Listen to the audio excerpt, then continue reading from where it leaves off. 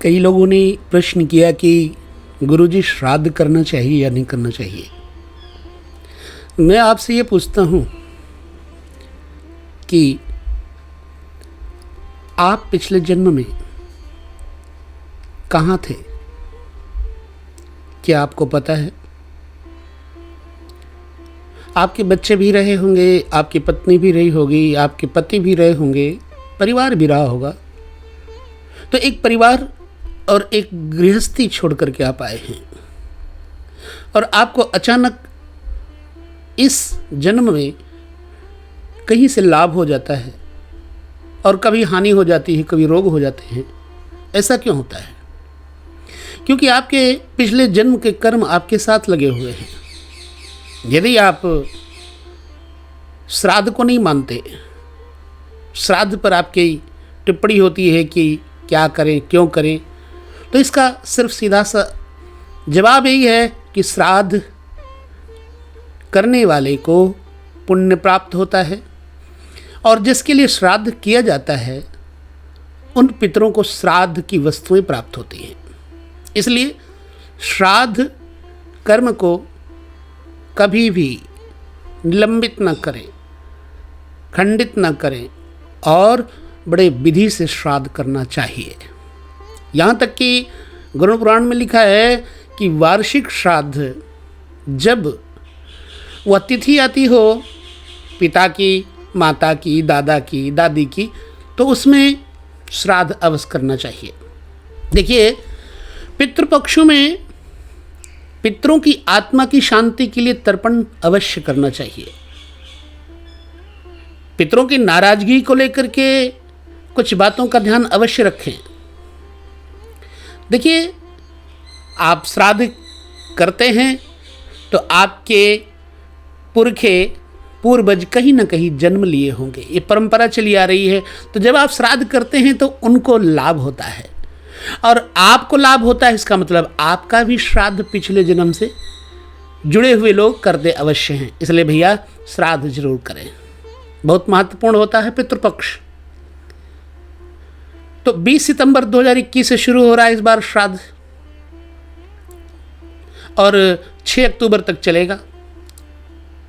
श्राद्ध पथ के दौरान पितरों को प्रसन्न करने के लिए तर्पण किया जाता है और मान्यता है कि जो लोग शरीर को त्याग करके परलोक चले जाते हैं उनकी आत्मा की तृप्ति के लिए तर्पण करना चाहिए।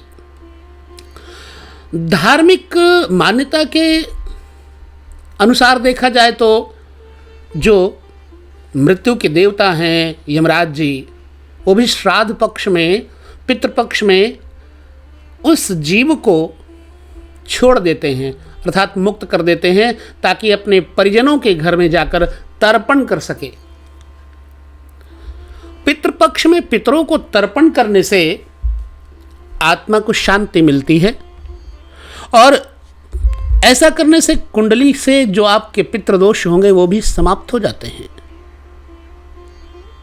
आपके पितृ आपको आशीर्वाद देते हैं। हाँ, ध्यान रखिए कुछ गलतियां जो नहीं करना चाहिए। नंबर 1, श्राद्ध के काल चक्र के अनुसार श्राद्ध समय में 15 दिन का जो समय होता है, तो इसमें स्टील या लोहे का बर्तन इस्तेमाल नहीं करना चाहिए। हालांकि स्टील थोड़ा बदला हुआ रूप है, क्योंकि ऐसी मान्यता है कि पितृपक्ष में लोहे के बर्तन प्रयोग करने से परिवार के ऊपर थोड़ा अशुभ प्रभाव पड़ता है। अतः इस दौरान पीतल, तांबा या फिर कोई और धातु से बने बर्तनों का प्रयोग करना चाहिए और पितृपक्ष समय में तेल का प्रयोग नहीं करना चाहिए। इसके अलावा और किसी के घर का बना खाना और पान का सेवन कभी नहीं करना चाहिए। श्राद्ध में लहसुन प्याज से बना भोजन भी नहीं करना चाहिए और इन दिन में ब्राह्मणों को भोजन कराना शुभ होता है। पितृपक्ष में किसी भी प्रकार का कोई भी शुभ काम नहीं होता है, किसी भी प्रकार की नई चीज को क्रय नहीं किया जाता है, धार्मिक मान्यता है। तो इस समय पितृकाल में अपने पितरों को याद करके उनकी आत्मा की शांति के लिए 15 दिन का नियम धारण करें व्रत का, और अवश्य करें ताकि कभी भी पितृदोष आपके ऊपर न लगे। पितृपक्ष में जो भी पुरुष श्राद्ध कर्म करते हैं उनको पितृकाल में बाल और दाढ़ी भी नहीं कटवाना चाहिए, क्योंकि धन की हानि होती है। और पितृपक्ष में घर पर सात्विक भोजन ही बनाना उत्तम होता है। अगर आपको पितरों की मृत्यु तिथि याद है तो पिंडदान भी करना चाहिए। पितृपक्ष के आखिरी दिन पिंडदान और तर्पण करना चाहिए। अगर आपको याद नहीं है तो आप अमावस्या के दिन पितृ का तर्पण कर सकते हैं। तो इसलिए भैया श्राद्ध को कभी भी टाले मत, आप श्राद्ध अवश्य करें। जिन लोगों ने श्राद्ध के प्रति अपनी यह भावना प्रकट की थी, मैं उन्हें खास तौर से कहता हूँ। देखिए, हमारी भारतीय संपत्ति है, ये भारतीय परंपरा है। ये हमने जो दिया है हमको वो मिलता है। हमने पिछले जन्म में जो किया है वो हमें प्राप्त होता है। यह नियम है कि प्रकृति आपको वही देती है जो आप बोते हो। इसलिए भी ये 15 दिन श्राद्ध काल के समस्त दूषित कर्म वर्जित हैं। सहवास, मैथुन और लहसुन प्याज इत्यादि न खाएं, क्योंकि पितरों के देवता हैं अर्यमा और यह ब्रह्म क्षेत्र है। इसलिए हमारे भारत भूमि पर इस श्राद्ध काल में नियमों का पालन अवश्य करें।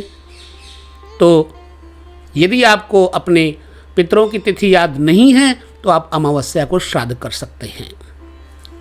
नवमी को मातृ का श्राद्ध करना चाहिए। यदि पिता और माता दोनों नहीं हैं तो पिता के श्राद्ध वाली तिथि में ही माता का श्राद्ध भी करना चाहिए। बाकी आप सब लोग अपने पौरोहित्य से, अपने पुरोहित से, कुलगुरु से पूछ कर के श्राद्ध अवश्य करें। जय श्री कृष्ण।